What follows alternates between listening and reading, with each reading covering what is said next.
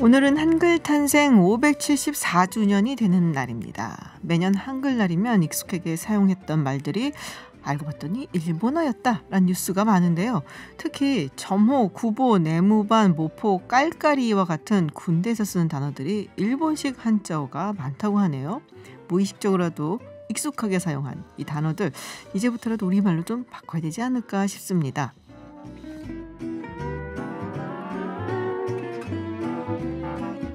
그런데 우리말 순화가 정말 필요한 곳이 있죠. 바로 국회입니다. 잠시 후 언어학자인 신지영 고려대 교수 모시고 말씀 나눠보고요. 요즘 2030 세대 신조어가 됐죠. 영혼까지 끌어모아 돈을 마련한다는 영끌 현상. 홍기빈의 내일의 세상에서 분석해보겠습니다. 10월 9일 김지윤의 이브닝쇼 시작합니다. 네, 서울타임즈 시간입니다. 오마이뉴스 박정호 기자와 함께합니다. 어서 오세요. 안녕하십니까? 네, 유튜브 TBS FM 들어오시면 보이는 라디오로도 함께 하실 수 있습니다. 오늘은 혼자 쉬는 날인데도 집이 가까운 걸로 압니다. 네, 휴일을 맞아 혼자 이렇게 왔습니다. 네, 자 그리고 청취율 조사 기간을 맞아서 저희가 한 주간 퀴즈 이벤트 진행하고 있습니다.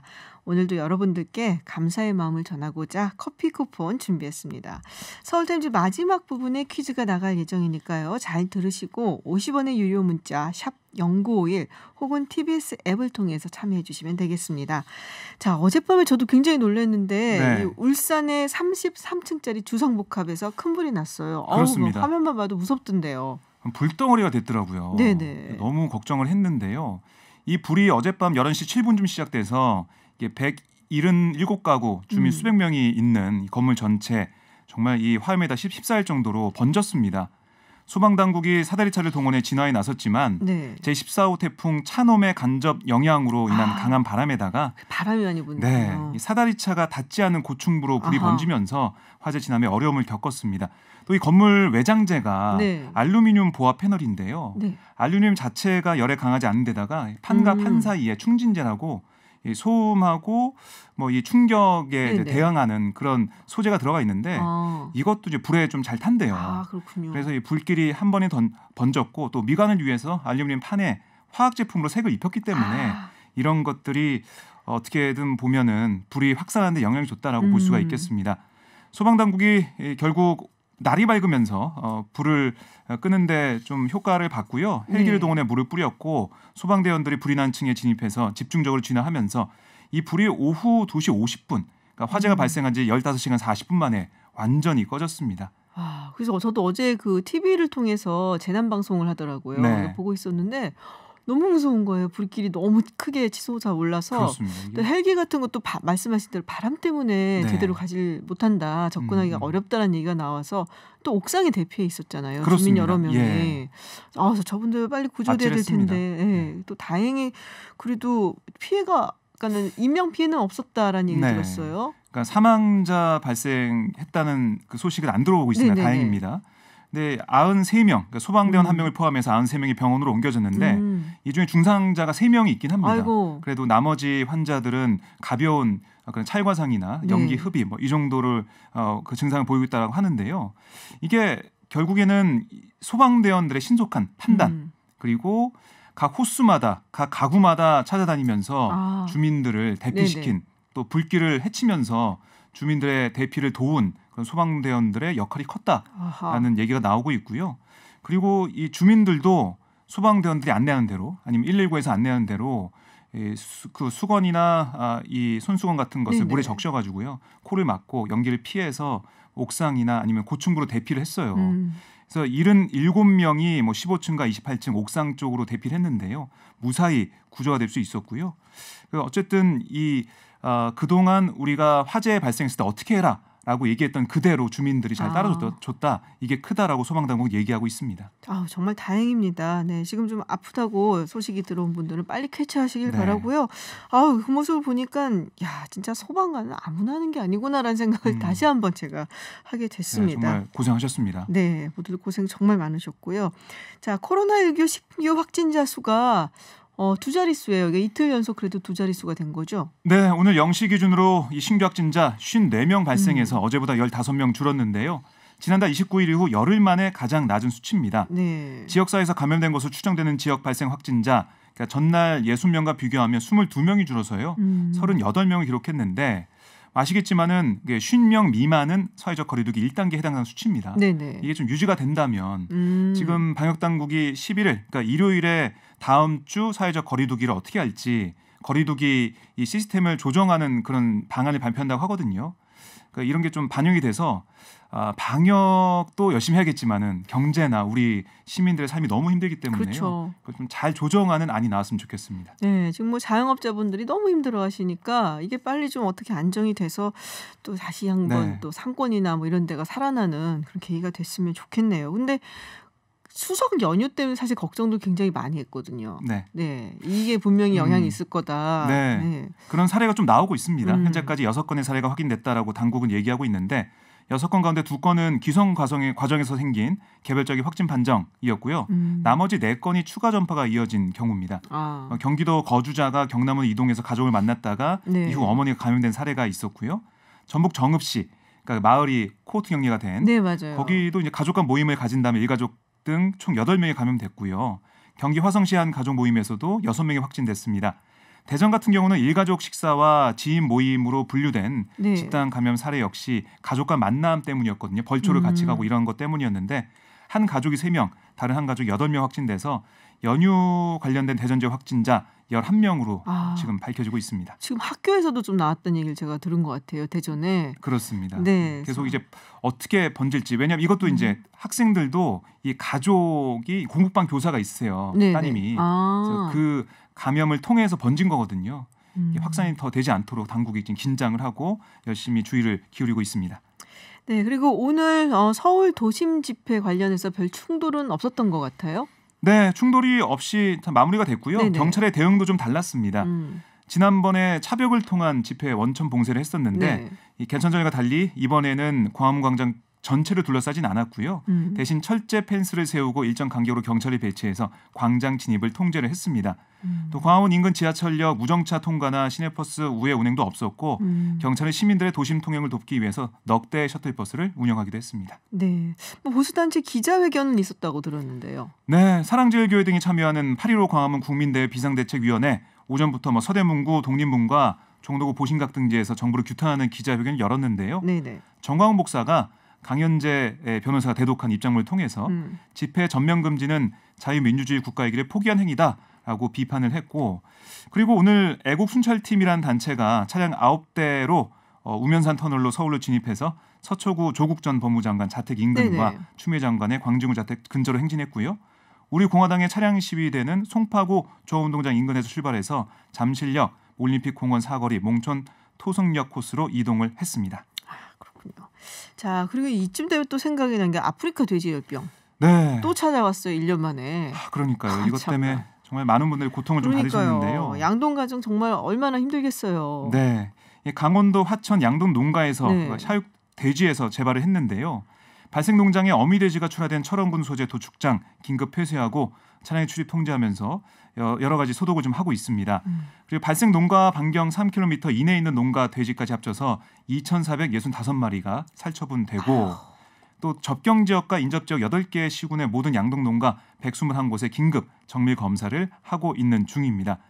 그러니까 이 농민들 말 들어보니까 1년 만에 다시 돼지를 키우기 위해서 준비를 하고 있었는데 특히 경기도 북부에 계신 분들이 강원도에서 발생을 이번에 해가지고 힘이 빠진다, 허탈하다 이렇게 좀 말씀을 하고 있습니다. 이게 야생 멧돼지에 의한 건가요? 그럴 가능성이 큰데요.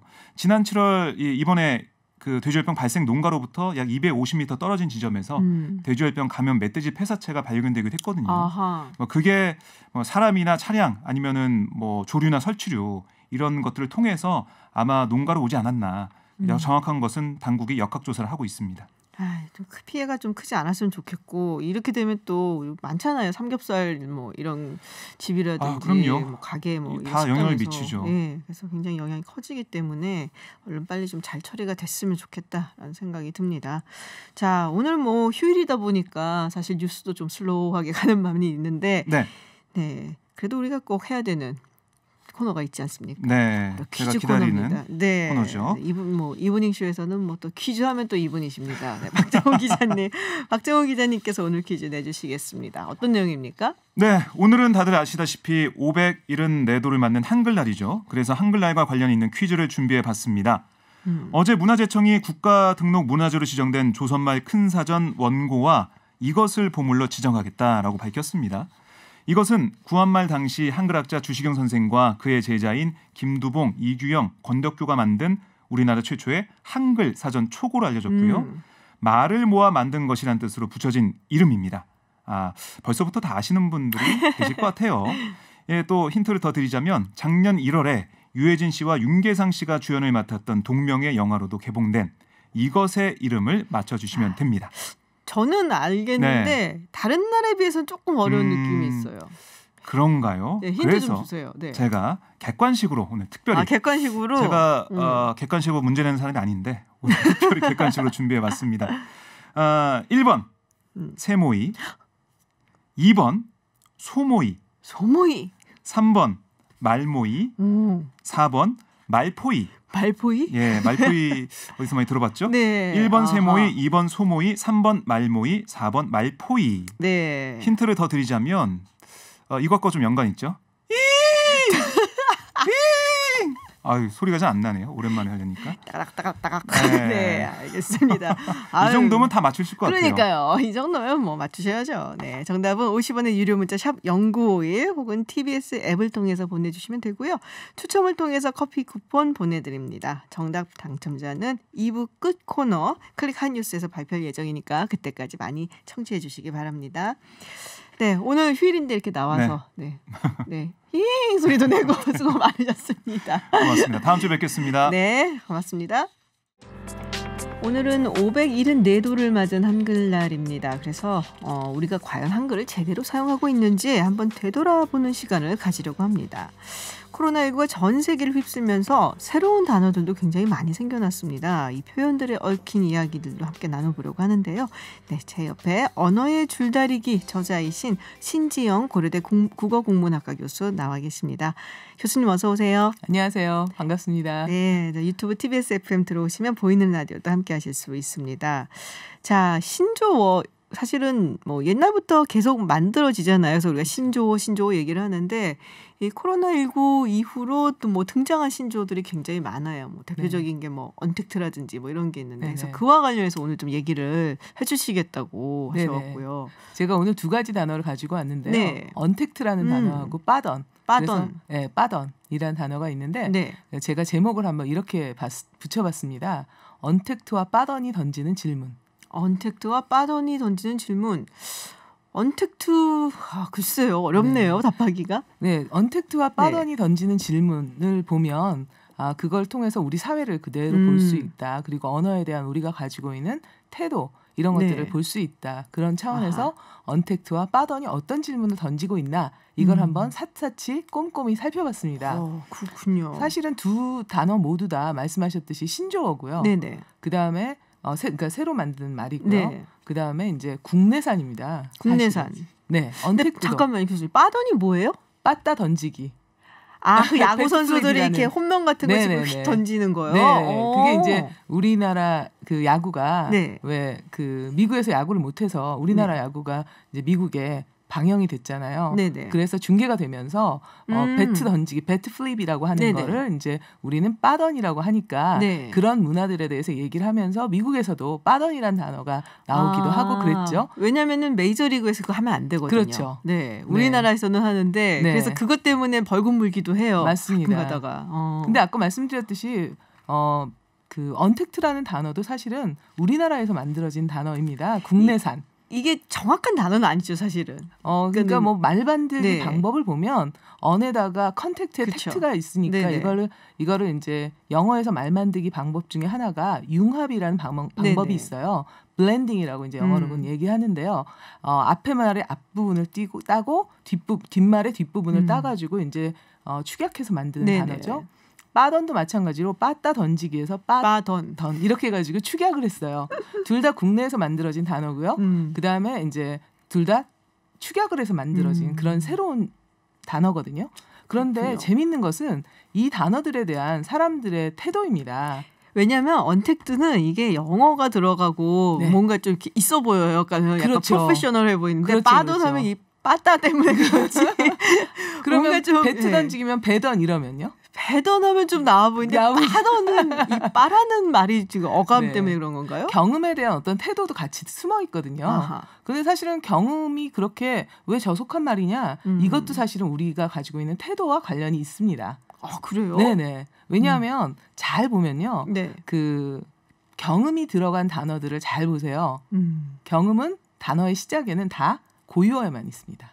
고유에만? 네. 한자어에는요. 끽, 쌍, 씨 이렇게 세 가지밖에 없어요. 그러니까 경음이 있다. 그것은 고유어다. 네. 경음이 없다. 그러면 고유어가 아닐 네네. 가능성도 있다. 즉 한자어는 좀 더 고급스럽다. 고유어는 좀 저급하다.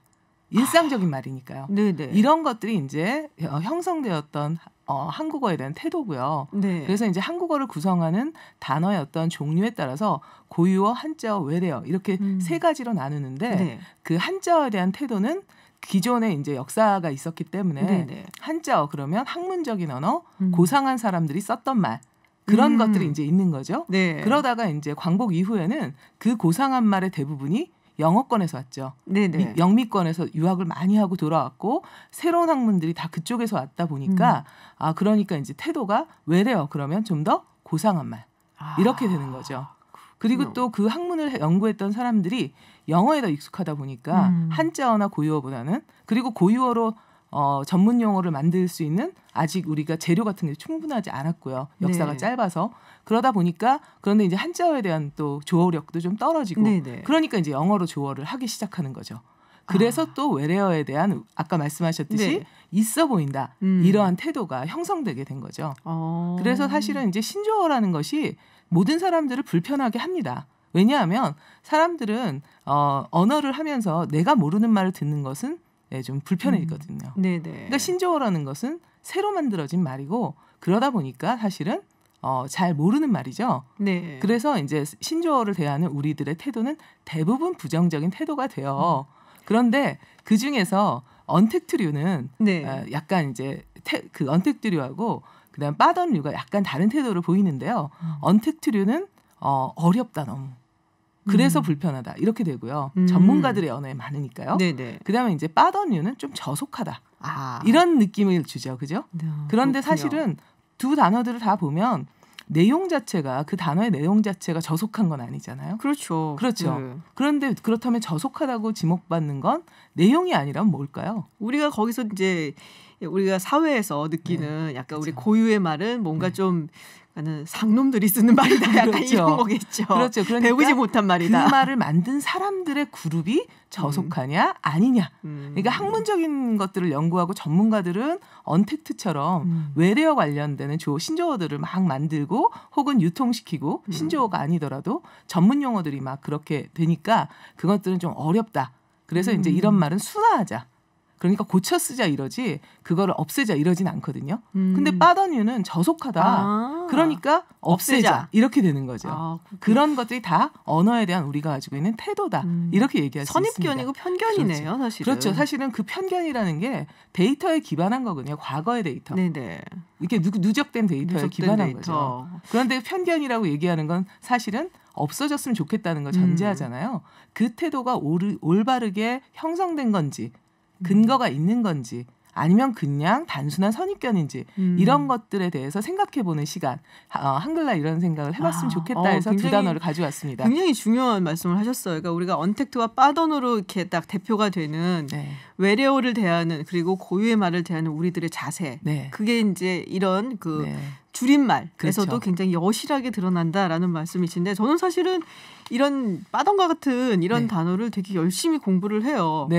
아이가 중학생이라고 이게 대화를 좀 그래도 이렇게 격의 없이 해보려면은 이런 걸 좀 알아야지 이렇게 좋아하더라고요. 근데 그러면 아이가 싫어하죠. 왜요? 왜냐하면 원래 이 아이들의 신조어는 어른들을 몰래 하기 위해서 만들거든요. 우리 영역에 왜 들어오냐 이거군요. 그렇죠. 그런데 어른들이 불편해지는 이유는 원래 말이라는 건 어른이 아이를 가르치는 거거든요. 그런데 내가 만든 거 가지고 나를 못 알아듣는 말을 해? 이러니까 불편해지는 거죠. 그래서 늘 역사적으로 계속 신조어에 대해서 네. 아이들은 늘 만드는 사람이 되는 것이고 어른들은 불편해하고 반대 세력이 되는 거죠. 아하, 그거 되게 재밌는 얘기인데요. 그 보니까는. 근데 그러면 아이들이 만든 말들이 미래에 계속 쓰이나요? 어떻게 되나요? 미래 세대가 만든 거잖아요. 그러니까 대부분은 또 신조어의 특성상 네. 새로워야 돼요. 그게 신조어는 새로운 그렇죠. 거잖아요. 그래서 주목을 받는 건데. 그래서 신조어나 유행어들은 생명력이 굉장히 짧죠. 신선함이 떨어지게 되면 그렇죠. 사라지게 되는. 그렇죠. 다른 언어라는 건 서로 그러니까 익숙해야지 쓰는 건데 배워서 쓰는 거잖아요. 그런데 그걸 사회성이라고 하죠. 네네. 제가 만약에 마이크를 갖다가 뭐 예를 들어서 따따또 이렇게 말을 하면 이해가 안 가잖아요. 그렇죠? 그런 것처럼요. 그러니까 이제 남과 달라지려고 신조어를 만들고 유행어를 만드는 건데 모두 다 알아버리면 신선도가 떨어지고 말씀하셨듯이 재미가 없어지죠. 그러면 그것들은 생명력을 잃기가 굉장히 쉽습니다. 그래서 제가 이렇게 그런 얘기 쓸 때 우리 애가 또 뭐야 그렇죠. 이런 표정으로 바라보는 게 거기에 이제 이유가 있었던 걸로. 네. 근데 이제 말씀하셨던 것처럼 이게 언택트와 같은 그런 이제 뭐 전문가들이나 좀 있어 보이게 외래어를 사용해 갖고 만든 이런 언어들 이런 거를 자꾸 사실은 만들어내는 것도 있거든요. 네네. 아이들은 또 아이들대로 그렇죠. 신조어를 만들고 그렇죠. 또 이 전문가 집단이라는 사람들은 또 그들대로 만들고 이게 어떤 이유인가요? 이것도 이제 권력 관계라고 생각할 수 있습니다. 그러니까 아까 이야기했듯이 어른들이 그 아이들의 신조어에 약간의 불편감을 느끼는 것은 왜 내가 가르쳐준 거 가지고 나 모르게 해? 라는 것도 언어 권력의 문제거든요. 권력에 대한 도전이다. 이렇게 생각하는 거죠. 똑같이 사실은 신조어를 전문 영역에서 전문가들이 좀 어려운 말을 사용하는 거는 뭐 의식적으로는 아니지만 약간의 이제 그런 말들을 씀으로써 있어 보인다고 말씀하셨잖아요. 현학적 태도라고 그렇죠. 제가 국어 시간에 배웠어요. 네, 그걸 통해서 권력을 갖기 때문이에요. 말로 권력을 그러니까 말로 주목을 받는 세 가지 방법이 있거든요. 쉽게 그게 새롭거나 강하거나 제가 이제 생각한 건데요. 어렵거나입니다. 어려운 말을 뭔가 하면 있어 보이잖아요. 그렇죠. 그리고 그걸 모르는 건 내 잘못이라고 많이 생각할 수 있죠. 사실은 여기서 이제 전문가들이 조금 더 반성을 해야 되는데요. 우리가 전문성을 가지려고 하는 것은 사실은 전문성을 가져서 일반 사람들에게 쉽게 전달하기 위한 거거든요. 네. 그러니까 전문 영역에서 쓰는 전문 용어가 가능하면 일상 용어와 유사해질 수 있도록 예를 들면 이제 한국어는 전문어와 일상어의 간격이 굉장히 큰 언어 중에 하나고요. 네. 왜냐하면 아까 말씀드렸듯이 일상어는 주로 고유어를 배경으로 한 단어가 많고요. 전문어는 옛날에는 한자어를 중심으로 했고 지금은 또 영어 계통의 외래어를 학문적으로 습득하다 보니까 그런 차원에서 일상어와 전문어 사이의 거리가 굉장히 이렇게 멀리 떨어져 있다라는 거 얘기할 수 있고 영어 같은 경우는 가장 좁은 언어다라고 얘기할 수 있거든요. 영어가 가장 좁은 언어예요? 네, 그 중에 하나입니다. 그래서 영어로 된 전문 용어를 보면 딱 보고 너무 어렵다 이런 느낌은 잘 안 들거든요. 그래서 사실 음악 영어는 어렵던데. 그거는 이제 라틴에서 와서. 그래서 그런 거죠. 아니 근데 사실은 되게 유명한 그것 중에 하나가 그런 거잖아요. 그러니까 영어에서 뭐 그러니까 돼지 같은 경우. 뭐 고유적인 어떤 영어 표현으로 스와인이라고 하는데 사실은 이건 이제 포크라고 하는 거는 이제 프랑스어에서 사실 왔기 때문에 약간 고급 귀족들이 쓰던 말이 포크. 그렇죠. 먹는 거는 포크고 그래서 왜냐하면 귀족들은 먹기만 했거든요. 그렇죠. 기르진 않았죠. 그렇죠. 그러니까 이제 프랑스에서 그게 다 언어에 대한 태도를 보여주는 거죠. 소도가 막 카우하고 비프하고 다르듯이 그렇게 되는 거죠. 그래서 이제 같은 대상을 가지고도 다른 말들이 일어나고 이제 어종이 달라지고 어디서 왔는지가 좀 달라지고 그 단어에 대한 태도가 달라지고요. 결국은 자기가 가지고 있는 자기 것에 대한 자신감과 새로운 역사 이런 것들과 관련이 있다. 이렇게 얘기를 할 수가 있습니다. 저는 사실 개인적으로 이 언어학자분들이 쓰신 책들 되게 재밌게 봐요. 그게 굉장히 그 사회의 어떤 심리라든지 그리고 뭐 인간의 본성이라든지 그리고 아주 정치적인 의미라든지 이렇게 다 담겨져 있잖아요. 물론입니다. 언어에는. 저는 그래서 언어는 인간의 모든 것에 대한 모든 것이다 이렇게 생각하거든요. 그래서 이제 언어의 줄다리기라는 것도 결국은 언어의 줄다리기가 이런 말을 쓰자 저런 말을 쓰자 이렇게 줄다리기 경기를 하는 것 같다고 제가 생각해서 쓴 책인데요. 그것 자체가 그 이면에 사실은 엄청난 이데올로기의 싸움이다. 이렇게 얘기할 수 있는 거죠. 예전에 그게 있었어요. 그러니까 부시 행정부에서 네. 우리가 원래는 처음에 지구온난화 얘기를 할 때 글로벌 워밍이란 말을 썼었어요. 네. 근데 어느 순간부터 이 글로벌 워밍이란 말이 빠지고 클라이밋 체인지로 기후 변화로 바뀌기 시작을 했거든요. 근데 굉장히 의도적으로 이걸 바꾼 거였거든요. 물론입니다. 글로벌 워밍 굉장히 무섭잖아요. 약간 지구가 뜨거워지고 있대. 근데 클라이밋 체인지 하면은 훨씬 더 뉴트럴하고 중립적인 의미를 갖거든요. 그렇죠. 그렇게 언어라는 것은 그러니까 굉장히 정치적인 것이고 굉장히 사회적인 것이다. 이렇게 이야기할 수가 있습니다. 정치적인 얘기를 하셨으니까 근데 우리가 국회라든지 이런 데 보면 막말이 많잖아요. 네, 맞습니다. 왜 이렇게 막말을 하는 걸까요? 본인이 어떻게 좀 명예롭게 보이지도 않을 텐데 말이에요. 그런 이제 아까 말씀드렸듯이 막말이라는 것이 아주 대표적으로 아주 쉽게 그 권력을 획득하는, 그러니까 이목을 끌 수 있는 방법 중에 하나거든요. 이목을 끌 수 있으니까. 그렇죠. 왜냐하면 새롭거나 강하거나 아니면은 이제 어렵거나 중에 막말은 강하거나에 해당되거든요. 강하거나. 그렇죠. 금방 아주 짧은 말로 이목을 끄는 방법이거든요. 네네. 그런데 예를 들면 가장 짧은 말로 이목을 끌 수 있는 방법은요. 사실 길 가다가 누군가가 크게 욕을 해보세요. 모두 다 돌아보게 되죠. 그렇죠. 네, 그러니까 맞아요. 짧은 시간에 아주 효과적으로 이목을 끄는 방법이다. 이렇게 얘기할 수가 있거든요. 그러니까 정치인들의 막말은 사실은 그럼에도 불구하고 굉장히 위험한 것이다. 그리고 무모한 것이다. 이런 것들이 사실 이번 총선 때 그대로 드러났습니다. 그 이전에는 이제 막말을 하면 언론이 주목하게 되고 큰 효과를 거두게 되거든요. 자기 이름이 드러나니까. 그렇죠. 정치인들은 무풀보다 악풀을 좋아하는 사람들. 자신의 부고만 아니면 무조건 신문에 나야 된다고 그러잖아요. 그렇죠. 그런데 이제 자기가 뭔가 주목받을 말을 하면 막말이라는 건 막 하는 말이거든요. 그러니까 막말을 하면 저게 뭐야? 라고 생각하고 언론들이 받아쓰게 되고 그러면 또 자기 이름이 나게 되고 이렇게 이제 옛날에는 효과적일 수 있었지만 사실은 지난 총선이 굉장히 의미 있는 전환점이었다고 생각될 수 있는 것은 정치인들의 막말에 대해서 유권자들이 퇴출을 시켰다라는 겁니다. 막말했던 정치인들은 다 퇴출이 되었죠. 이런 것들을 보면 정치인들이 이제는 막말을 하지 말아야 된다는 것을 강하게 경고받아야 된다 이렇게 생각합니다. 근데 미국의 트럼프 대통령은 막말로 대통령이 됐거든요. 네. 근데 그것도 사실은 그래서 사실은 아픈 건데요. 막말이 효과적인 것은 정치인들이 효과적이라고 생각하기 때문이에요. 그러면 유권자들이 막말에 대해서 어떻게 태도를 취하느냐. 그것이 사실은 유권자들의 수준이죠. 그러니까 유권자들의 수준이 굉장히 높다는 걸 지난 총선에서 그대로 드러낸 거다 이렇게 얘기할 수 있습니다. 사실은 막말이 많아진 것처럼 보이지만요. 실제로는 막말이 없어졌거든요. 사실은. 훨씬 더 사회 진보가 되니까요. 그런데 막말은 왜 막말이 많은 것 같지? 라고 생각하는 건 막말은 듣는 사람이 판단하는 거거든요. 옛날에는 막말인데 막말인지 몰랐어요. 감수성이 떨어졌던 거죠. 이제 우리 기준이 높아진 거군요. 그렇죠. 그러니까 막말이 많아진다는 건 그만큼 듣는 사람, 정치인 발화자의 말을 듣는 사람, 유권자들의 수준이 높아졌기 때문에 막말 감수성이 높아졌기 때문에 막말이다. 라고 문제 제기를 할 수 있는 거다. 그러니까 유권자들의 힘이 세면 셀수록 당분간 막말이라고 지목되는 말들은 굉장히 많아질 것이고요. 이거를 증명할 수 있는 건 1946년부터 2014년까지 동아일보 기사에 나온 것들을 이제 코퍼스로 만든 게 있어서 찾아봤어요. 막말이란 단어가 막말이 옛날에가 더 많았다면 지금이 많았다면 이거를 이제 생각해서 막말을 보니까 막말이 99년까지 53년 동안 132회밖에 안 나타나요. 그런데 2000년 이후에 2014년까지 14년 동안 1400회가 나타나거든요. 신문에서. 그러니까 막말이 많아졌다라고 느끼지만 실제로 사회를 보면 막말이 옛날보단 적거든요. 옛날에는 아까도 말씀드렸듯이 그래서 막말이라고 하지 않았는데 지금은 막말이라고 생각하고 그래서 유권자들이 그만큼 막말 감수성이 높아졌다.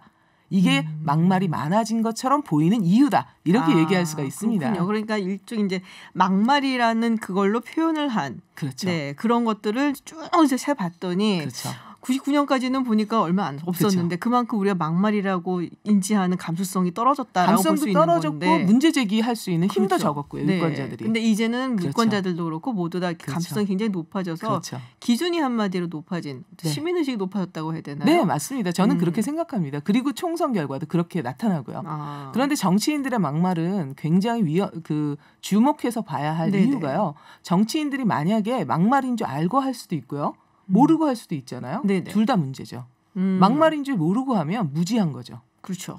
막말인 줄 알고 한다? 깔보는 거죠. 아하. 막대하는 말을 하는 거니까요. 그러니까 유권자들의 수준이 높아질수록 막말인지 아닌지를 감시하고 또 막말의 효과는 점점 떨어지게 되는 거다. 이것을 사실 정치인들은 반드시 알아야 된다. 저는 그렇게 생각합니다.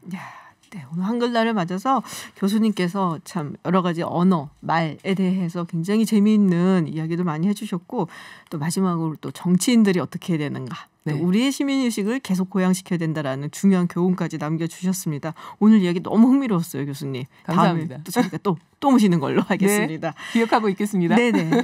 오늘 정말 고맙습니다. 네, 지금까지 신지영 고려대 국어국문학과 교수와 이야기 나눴습니다. 고맙습니다. 감사합니다. 네, 많은 분들이 클릭한 화제 뉴스 알아보는 클릭 핫 뉴스 시간입니다. 전민기 한국인사이트 연구소 팀장과 함께합니다. 어서 오세요. 네, 반갑습니다. 전민기입니다. 네, 유튜브 TBS FM 들어오시면 보이는 라디오로도 함께하실 수 있습니다.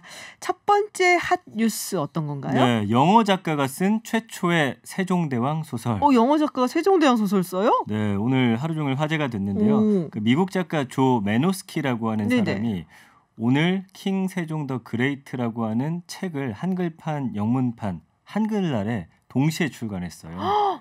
이 사람이 어떤 사람인데? 이 사람은 그 스타트랙이라고 미국의 그 장수 SF 시리즈 있어요. 사실은 우리나라는 길게 뾰족한 그렇죠. 스타워즈가 더 유명한데 미국에서는 스타트랙이 그럼요.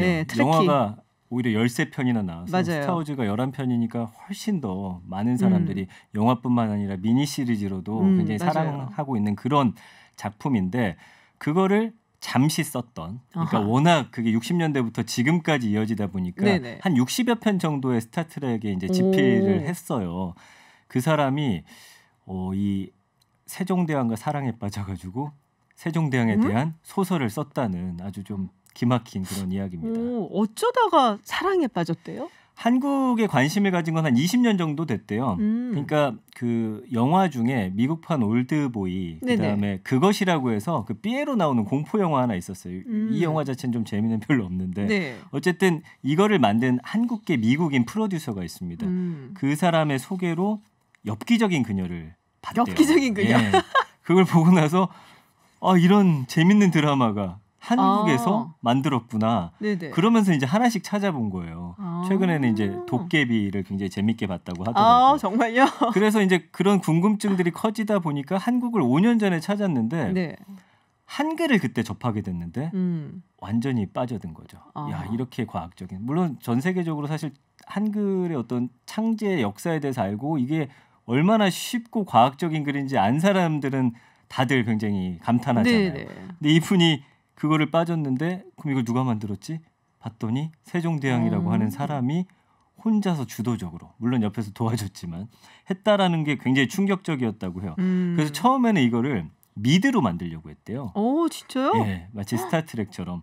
그래가지고 4시간짜리 대본을 먼저 썼는데 이거를 한국 에이전시하고 얘기하다 보니까 그럼 우리 이거 소설로 먼저 한번 내보자 이렇게 된 거죠. 그 다음에 사실 드라마화 할 수 있으니까. 그렇죠. 그래가지고 이걸 쓰기 위해서 또 굉장한 연구를 했다고 하는데 어쨌든 그 결과물이 아주 기념적으로 오늘 한글날에 이 책이 나왔더라고요. 그렇군요. 자, 근데 궁금하잖아요. 세종대왕을 어떻게 그렸을지. 저는 지금은 세종대왕 하면 한석규 씨 생각밖에 안 나요. 그렇죠. 자빠졌네 하고. 근데 이제 그러면 이제 외국인은 과연 이 세종대왕을 어떻게 그렸을까? 그 궁금한데 일단은 세종대왕이 굉장히 한 지략가로 한 조선의 대장군을 상대로 모의 전투도 펼치고 전략 전술을 아주 능수능란하게 펼쳐서 승리를 거머쥐는 지략가로. 그러니까 외국 같은 거 드라마 중세 시대로 넘어가면 왕들이 대부분 앞에서 진두지휘하면서 싸운단 말이에요. 그걸 좀 가져왔더라고요. 거기에다가 이 소설이 나타내는 건 한글이 왜 과학적이라고 직접 알려주는 대신에 그 듣지도 말하지도 못하는 일본인 소년이 태어나가지고 처음으로 글로 표현하는 걸 본 아버지의 시선을 등장시켜요. 이게 굉장히 기발하잖아요. 그러니까 듣지도 말하지도 못하는데 혼자서 이 한글이라는 걸 터득하게 되는 거죠. 네네. 그러면서 이 일본 왜구의 조선 침략을 중단시키게 되는 아주 극적인 사건과 연관시킨다고 합니다. 소설이군요, 진짜. 굉장히 상상력이 풍부하잖아요. 네.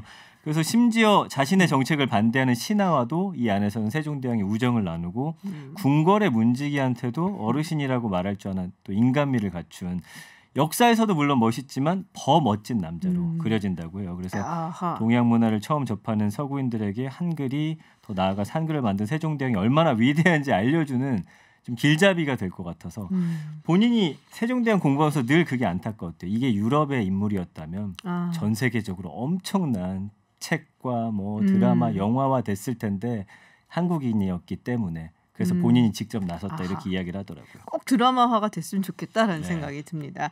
자, 다음 소식은 뭔가요? 극과 극 드론 사용법입니다. 극과 극. 네. 뭐 좋은 거 있고 나쁜 거 있고 그러겠네요. 맞아요. 그래서 드론을 사용해서 사람 목숨을 살린 소식하고 드론을 이용한 범죄 소식을 좀 이렇게 비교해서 전해드릴까 해요. 예. 그래서 먼저 사람 살린 소식부터 좀 전해드리면 호주의 한 구조단체가 서퍼를 향해서 달려드는 상어를 드론을 통해서 발견한 다음에 신호를 보내서 이 인명사고를 막은 그런 소식이에요. 이 사람이 굉장히 좀 유명한 사람입니다. 매트 윌킨슨이라고 이 서퍼 챔피언이더라고요. 그 영상을 보면은 이 사람이 그냥 바닷가에서 어느 쪽으로 가다가 무언가를 듣고서 이 해안가 쪽으로 돌아오는데 그때 한 1m 뒤에 굉장히 큰 상어가 따라오다가 무슨 소리를 듣고는 갑자기 놀라서 다른 곳으로 가거든요. 그 무슨 소리예요? 그게? 드론에서 이제 그 마이크를 통해서 피하라라고 이야기했던 소리거든요. 그래서 이걸 보면서 본인은 몰랐대요. 왜 그런지. 일단 방송이 나와서 이제 해안가로 들어와서 이 영상을 봤더니 정말 내가 큰일 날 뻔했구나. 그러네요. 그래서 어쨌든 이 드론을 활용해가지고 사람을 구했던 그런 이야기가 범죄 소식은 뭐예요?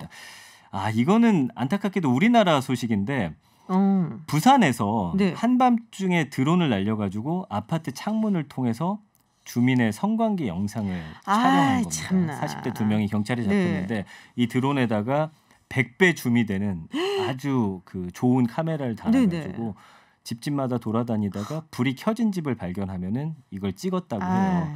근데 이제 이거 어떻게 발각이 됐냐면은 쿵 하는 소리가 엄청 크게 나서 주민이 신고를 했더니 이 드론이 떨어져 버린 거예요. 그래서 들켰군요. 경찰이 이걸 회수하러 갔는데 그 사이에 이걸 가지러 오던 사람들이 도망가가지고 CCTV로 추적을 해서 이 사람들을 잡았다고 하더라고요. 어쨌든 그 안에서 뭐 10개가 넘는 동영상이 발견이 됐다고 합니다. 참 드론을 가지고 이런 나쁜 짓들을 진짜 정말 이런 사람들은 벌 좀 받아야 돼요. 맞습니다. 저희가 이제 퀴즈 답을 우리 전민기 팀장님이 소개를 해주셔야 될 것 같은데요. 그럴게요. 구한말의 한글학자 주시경 선생하고 그의 제자들이 모여서 만들었던 우리나라의 최초의 한글 사전이죠. 어제 문화재청이 조선말 큰사전 원고와 함께 보물로 지정했는데 이거 이름을 맞춰주시는 건데 정답은 3번 말모이였습니다. 네, 저희가 뭐 객관식을 좀 내드렸는데 쉬웠던 것 같아요. 다른 답을 맞춰주시더라고요. 네, 3번 말모이 맞춰주신 분들 추첨 통해서 저희가 개별적으로 연락을 드리고 또 당첨자 명단은 홈페이지에 올려놓겠습니다. 네, 김지윤의 이브닝쇼 많이 기억해 주시고요. 또 저희는 계속해서 좋은 방송 만들도록 최선을 다하겠습니다. 클릭 핫뉴스 전민기 팀장님과 함께했습니다. 고맙습니다. 감사합니다. 네, 잠시 후 3부에서는 앞서 오프닝에서 말씀드렸다시피 2030 청년 세대들의 영끌 현상에 대해서 홍기빈의 내일의 세상에서 짚어보겠습니다. 4부에서는요. 많은 사랑을 받고 계시는 가수시죠. 하림 씨와 스튜디오에서 이야기 나눠보겠습니다. 저는 7시에 돌아오겠습니다.